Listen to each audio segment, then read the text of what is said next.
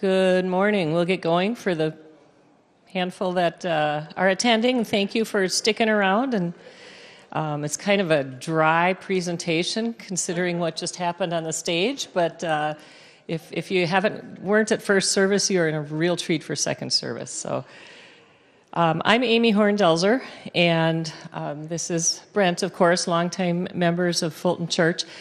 And Brent is on the finance team, and I am privileged to serve on church council. And when they were talking about having a presentation about our Thrive campaign, it seemed like a good idea for Brent and I, serving on both of those committees, since both of us are serving and developing this campaign, for us to come and introduce it. And so in talking and thinking about what am I going to say, how are we going to tell, we decided to share our story. And so here we go. We came to the area in 1992. Brent's work brought him to the Janesville area. And of course, when you move to a new area, you don't know anyone. And one of the first things you start to do is church shopping. And so my oldest daughter was born here shortly after I arrived. And we came on a June day to Fulton Church. And we sat in that small sanctuary over there, and the church was packed. They were having some type of Sunday school presentation there, and all the children were up on the stage, and the church, you couldn't find breathing room in it. It was so filled. And it was not only filled with moms and kids. What drew us to Fulton was that those pews were filled with moms and dads and children and grandmas and grandpas. It was multi-generational. And after that first visit, newborn in hand, that's where we decided that we fit, that we wanted to bring up our children in a church that embraced every age of Christian, of believer that there was. So after we attended a while, one thing we noticed about Fulton was a sense of ownership. When things needed to be done, people just stood up and volunteered and did them. We started volunteering in the church nursery. We graduated to doing high school varsity. Over the years, we participated in leaders and directors of Awana, TNT, and so forth. And quickly, as we worked with our fellow believers, solid relationships begin to form. There is nothing like working elbow to elbow with someone to develop those relationships and learn to love each other. While both of us were believers, we accepted Christ in our own hometown churches. It wasn't until we came to Fulton that our relationship with Christ really started to bloom and develop. And in addition to the solid biblical teaching that we got here at Fulton through first Pastor Anthony, then Pastor Larry, and now Bob, we were able to grow by participating in small groups, in inductive Bible studies, digging deep into Scripture with our fellow believers. And that is a real beauty of Fulton, is how you can get involved. And our church family welcomed each of our 4 children as they came along. They participated in Awana and Sunday school, varsity, and just hanging out with peers. There's such a beauty in raising your kids with other families, and that's what we have here at Fulton, because our kids just meshed in, and I knew that Aaron and Victor were going to hold our kids accountable when they stayed overnight after a late night homecoming game. So that is one of the beautiful things on developing those relationships in our Fulton Church family. And over the years, we've enjoyed watching Fulton families grow as well, where children that we had in Awana and saw growing up here, it's now a joy to be able to sponsor them, either going on mission trips or becoming missionaries themselves. And it is just a privilege to be able to do that. Yep. So in 2019, the youngest of our 4 children graduated from high school, and we became empty nesters, which we are today. And our children, they grew up and moved away and began a life of their own. But we're blessed and that they're all believers and are continuing their faith journey. And we want to thank you for helping us raise our family and getting them where they are. About a year and a half ago, the unthinkable happened. It shook our family to the core. In the middle of the evening, we were awoken by 2 officers that met us at the door, and they informed us that our youngest son, Grant, had a motorcycle accident and died instantly. It was tough. It was really tough.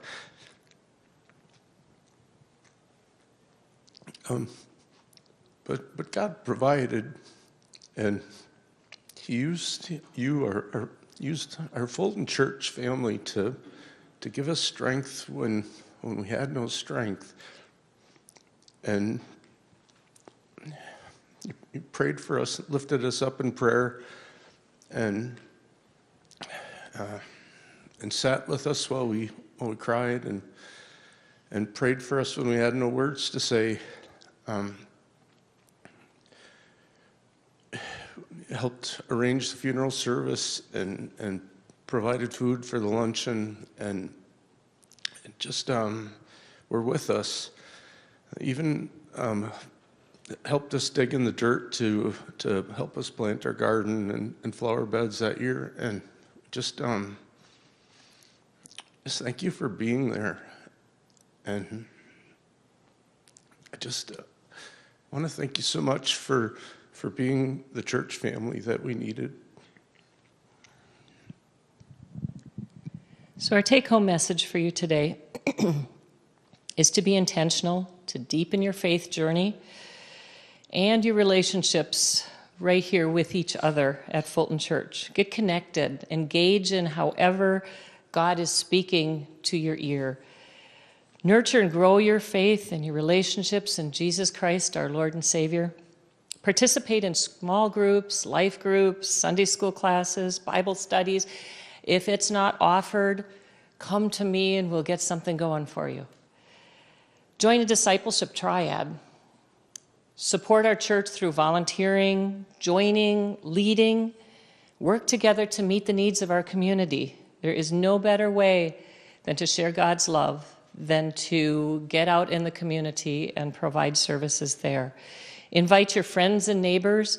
We have cards on the little kiosk out there that is easy to provide to a new neighbor. It's got Awana information. It's got our church service information. And strengthen and expand your sense of family as you come into Fulton Church and call us your family here. Love each other, support each other, and live out His kingdom. And this is what the Thrive campaign is about.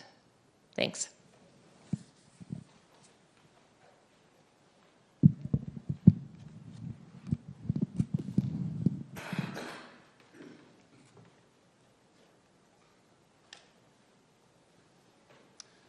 Well, thank you, Brent and Amy. I'm Sam Billhorn, for those of you who I don't know or you don't know me.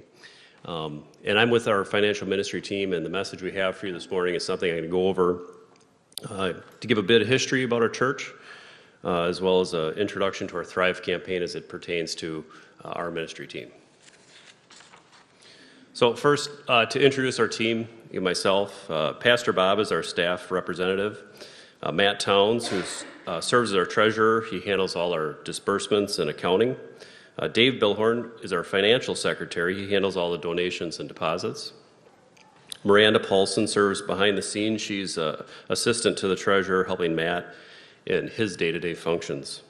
Also recognize Wes Millar and Brent, who you've heard from, members of our team that take on a lot of special projects to help us do our work. The financial ministry team provides leadership and direction of our financial resources for Fulton Church under the guidance of church council. We develop and implement our budget, we establish financial policies and procedures, and we encourage and facilitate giving in the church. We also provide leadership through new initiatives, which is why we're here today. But more on that in a minute. First, I want to talk a little bit about where we've been.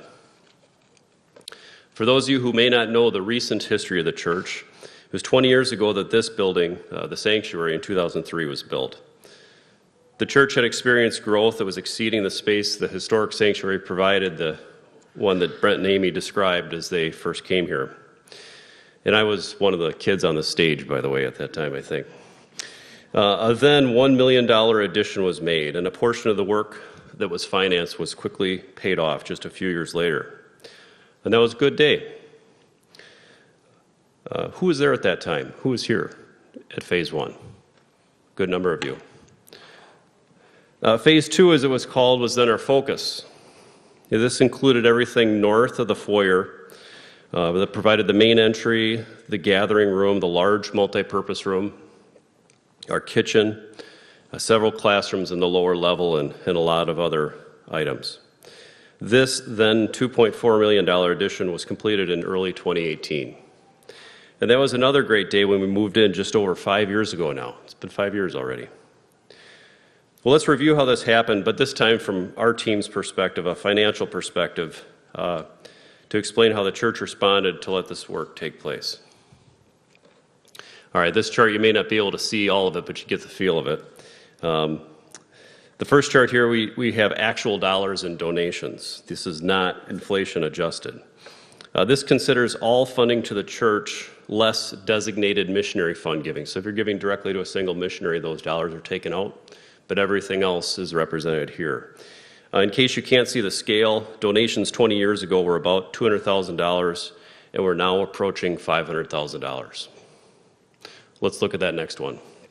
So the second chart here shows that same data, but this time inflation adjusted to 2022 dollars, and that same scale then is about $300,000 to about $500,000. And this is really a more true look at the giving that is relevant to today. All right, now a few points of attention relevant to the history that I just described. Green arrows first. Green's good. As finance folks, we like to see that, but we can note that these points correlate to our capital drives at those times. And these were asks from church leadership for donations to support the causes. First of all, that first green arrow, that was our 2003 building. That was this Phase 1. The second is the 2007 debt payoff, and really our refocus at that time for Phase 2. The third, in 2013, there is our Phase 2 launch. That's when we said we're getting going, we're going to do this. And again, in 2017, our construction. The motivation, the building was being built, and we saw what was going on. Next, some of those red arrows. These really describe a return to regular giving levels from those one-time capital campaigns. Also noteworthy are a few things: the economic downturn of 08-09, COVID-19, 20, 21, 22, whatever that's been, and really the culture change and shift that has occurred at the tail end of that chart. I think it's also noteworthy that there aren't any spikes down. The congregation has been resolved and supportive throughout the many changes that have occurred in this time. Let's move on to where we are now. It feels good to be here, doesn't it? Here at this point in time. We sit here with what we see as a fully complete facility that's functional for all of our existing programming and more. It's allowed us to enjoy deeply the form and function of our ministries and fellowship that we've experienced in the time that has quickly passed since the end of construction. Also, we know now, looking back, that we've been blessed to have completed these projects when we did. At the current construction cost, to newly build our facility would be between $7 and $8 million. Additionally, the cost of financing we took for a portion of the work has been exponentially lower than the inflation that we have experienced since. We've also captured the opportunity during these years to expand our campus, buying and clearing these 3 residential lots across the street. We've been further blessed with a remarkable asset of this facility, along with our staff, volunteers, and members. We have an enormous capacity to serve, share, and love our community with the message of Jesus Christ and God's love for the lost. Also, at this point in time, we can pause knowing where we've been and say, we love our church. We love each other. Just as Brent and Amy described, the bonds that we've made and the roots that we've grown, the growing and connecting and reaching that has occurred in these 2 decades. And we're excited to talk about what's next. So let's do that. We've made it through several building expansions and projects, survived a few recessions, a pandemic, fear, and change, but far better than many other churches out there. And now we see recently the strong inflation and have tightened our belts, increasing spending little, if any, in some categories during these years. We've also reduced our debt, now falling to nearly $1 million, and that continues to fall with the giving, with the faithful giving of many. As we look with Church Council, we see increasing our impact and seizing our opportunity before us comes in a few forms, which we've listed here. The first is finishing our debt to free up more financial resources and providing flexibility of being debt-free. So let's talk on that for just a minute. While discussions of debt can be negative, there are many positives to note here. And there's a lot of information on the board, but I'll touch on it. Well, first of all, as I said, we built when it was cheap. And not only do we do that, but we had a great financing rate on what was borrowed, and we were also able to extend that a few more years when rates were still favorable. However, that will not last. In a year and a half, we'll be required to refinance our loan with a current rate, whatever that might be at that time. And you can follow the numbers here, but if we were doing that today, we would see an increase of $32,000 annually to maintain the same payoff date. This represents a 7 to 10% increase of our annual budget. And while we don't know what the terms will be at that time, we can guess that it'll be less favorable than we have now, and any gifts towards these efforts will reduce the drag on future budgets. Having talked about the debt, let's go back to our other goals.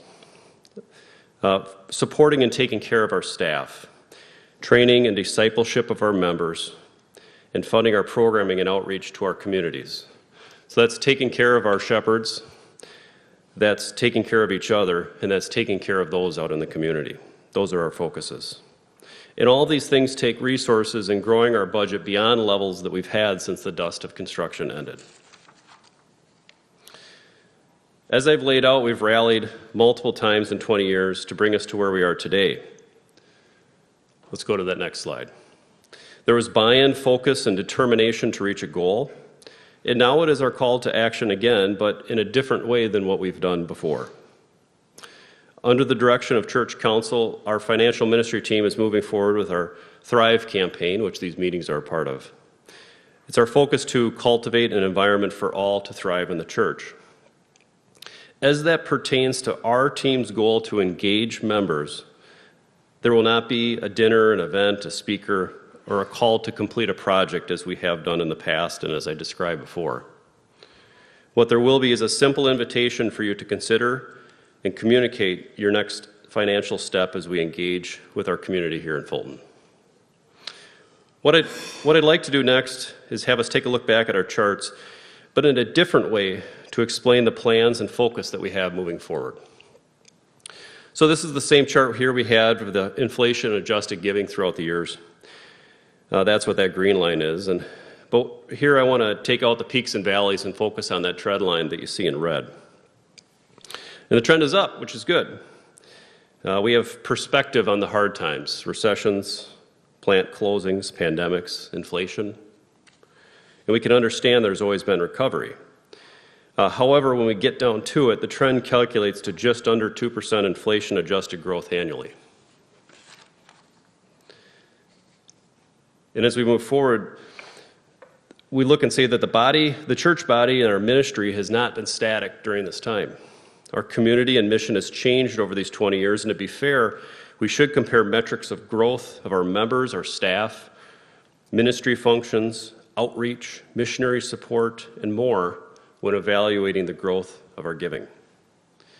And while less exact, we know that these are all more than 2% annually.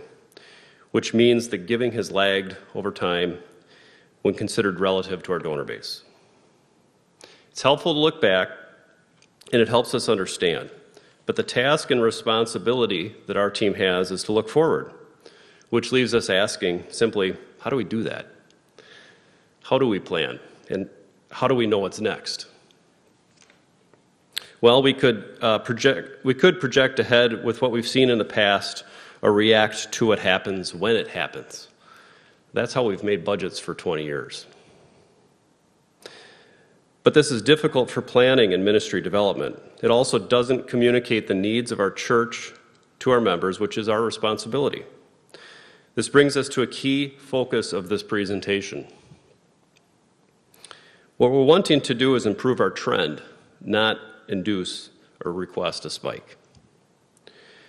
And this is why we're focused on incremental change. Behavior, let's go back a second, Mark. Behavior, engagement, communication, and less focused on a one-time response. All right. So let's talk about what we mean with engagement. And I'd invite Pastor Bob to cover this because he did. And I'll do my best to summarize from his sermon series in 1 Corinthians. Well, first of all, if you can see that there, it's periodic on the first day. This is something that happens with frequency, with a frequency. It's personal. Let each one of you. All of this is personal. And while we are showing corporately the sum of all, we know and respect that these decisions are yours and they're individual. It's planned. Lay something aside. Planning requires intentionality. We need to pause, consider, and communicate what we're doing. It's also proportionate, storing up as he may prosper. We all have different resources and ability to give. It's plentiful. Let there be no collection when I come, as he addressed them. We do not want to fall short. We want to continue to move forward with our goals and our plans.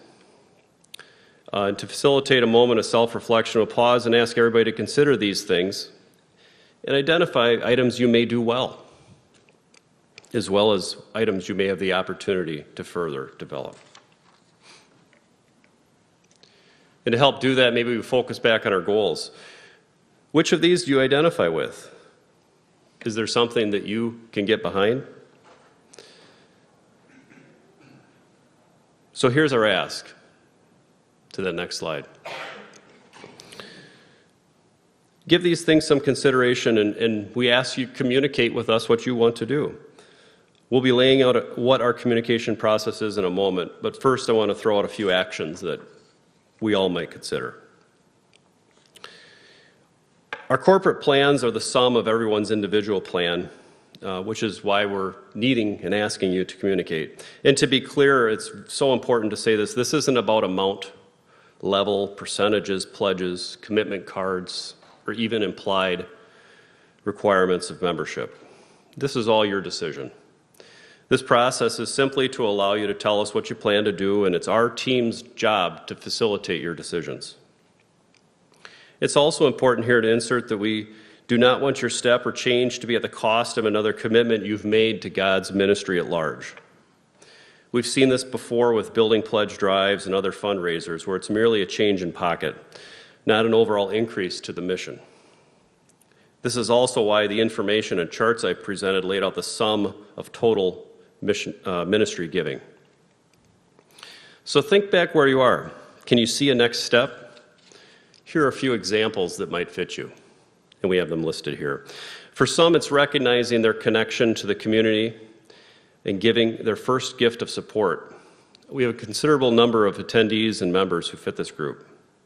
For others, it's making the choice to give regularly to ensure their intent by using one of our several automated systems. And a side note on that while we're here, sometimes these systems get knocked as being impersonal, but the best reason that I can give and support them is that they ensure your decision to give regularly. You choose to do it, the system does it. It isn't for everyone, and many do give faithfully through manual methods. But for an increasing amount of us, myself included, it's best to use systems to automate. Increases are another part of planning, We can facilitate this over time by providing a prompt to you to review your giving, or even to have an automatic increase over time, which some have chosen to do. Lastly, here a couple things here on the bonus line. These aren't necessarily reoccurring gifts, which is what we're looking to improve in our trend, but they're also very important to our goals. This may be your time to make a one-time, unique, or legacy gift. One-time gifts are a common way that we reduce debt, which is also in line with our goals. Unique gifts, perhaps you own a business, an investment, a property, or another non-traditional gift. Perhaps our seniors, maybe required minimum distributions. Many of these gifts, all these that I've described, you can give tax-free.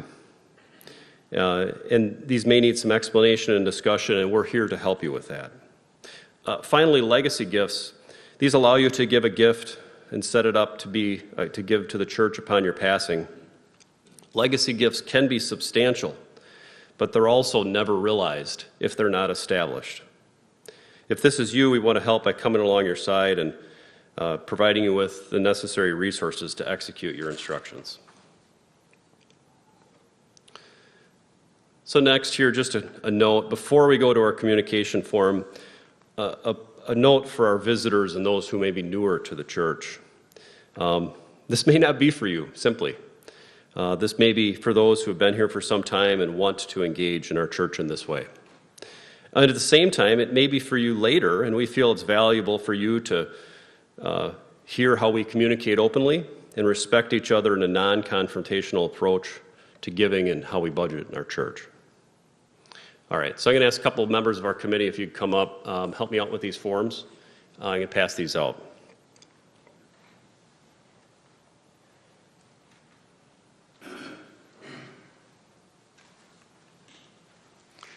All right. So what you're receiving here is what we're calling our communication form. You'll notice that there's a little sheet attached to it on the back side. So what we're asking you to do today is I'm going to walk you through it. Please don't read too far ahead and get lost. I'd like you to follow along if you can. If you're ready to turn in the full sheet today, that's great. If you're not, that's okay too. We respect that a lot of times these are something you want to take home, talk about with your family, and plan your decisions, which is great. But what we do ask, if you're not turning it in, is that you tear off that little sheet on the back side, fill that in, and hand it to us. That way we are updating our information. We know that you heard this message because we'll be sending out a video to those who couldn't be here with us. So to that, the top of the form, which is the same as that back side. So if you're not going to turn it in today, please fill out that little slip, and we'll ask for those later. This is just your communication information, so simply your name. If you're filling this out for your family, you might write your name and your spouse. Also a good phone and email. We may communicate either way. If you have one that you prefer, maybe you could circle that. Next is just some feedback about the information we've brought to you today.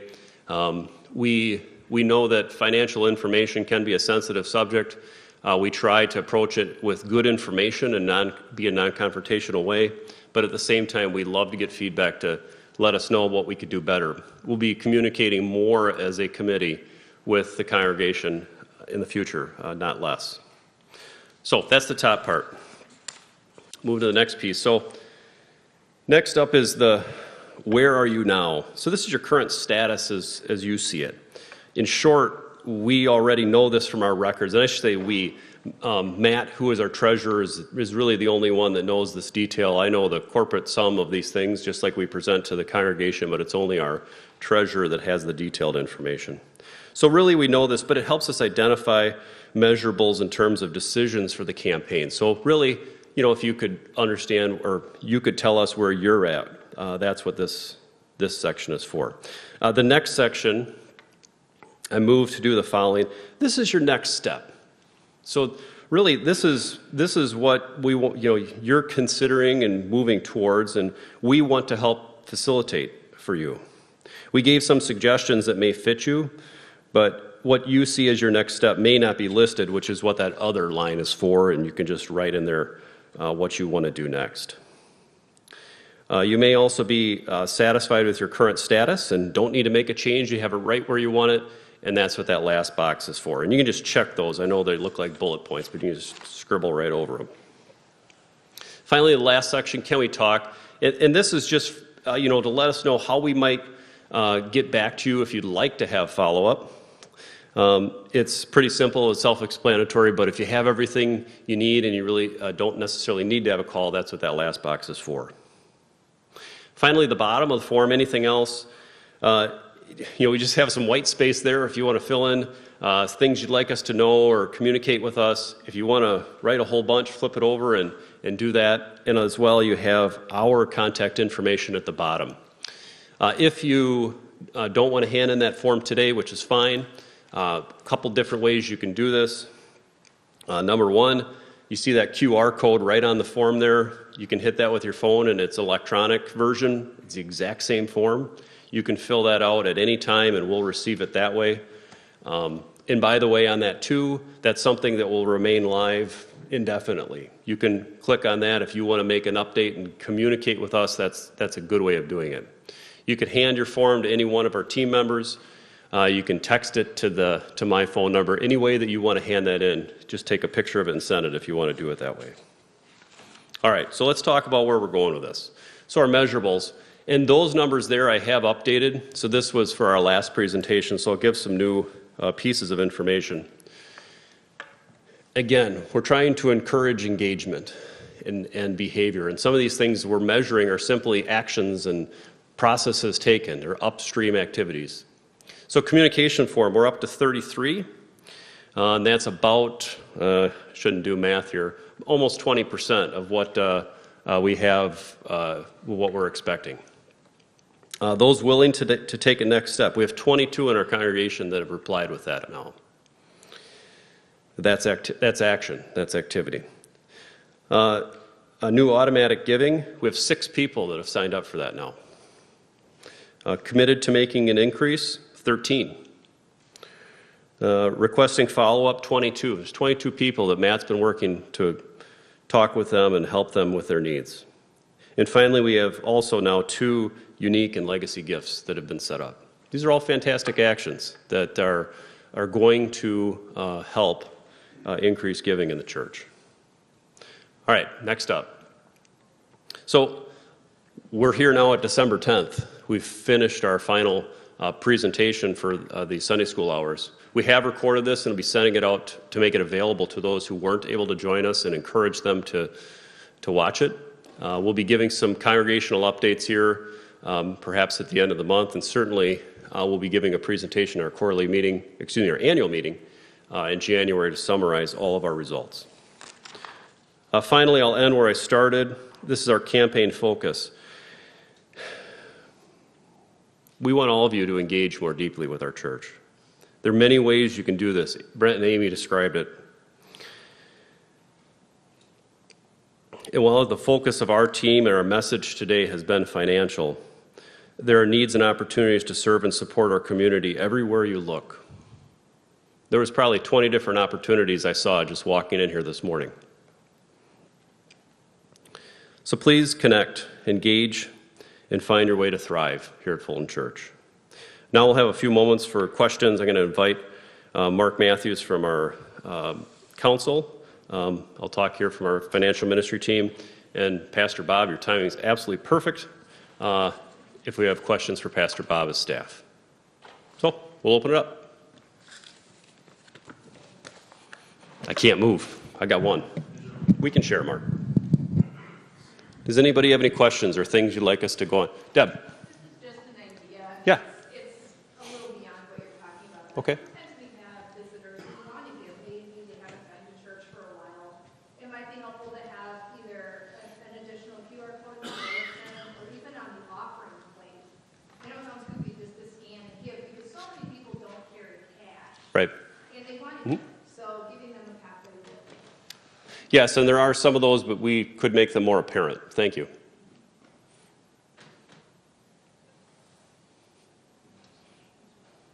We covered everything, Bob. Oh, Deb again.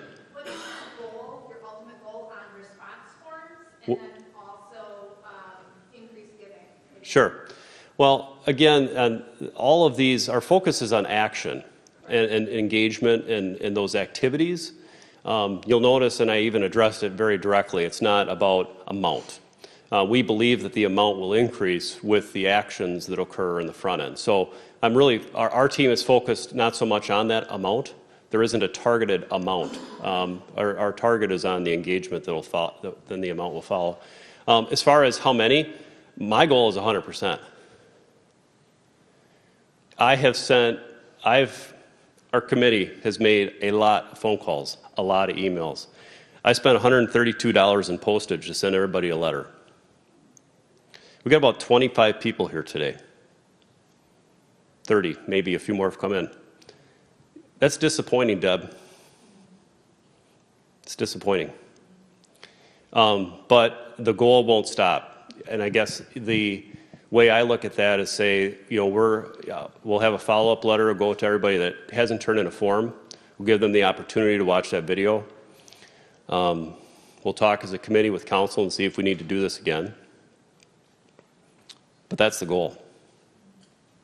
Questions?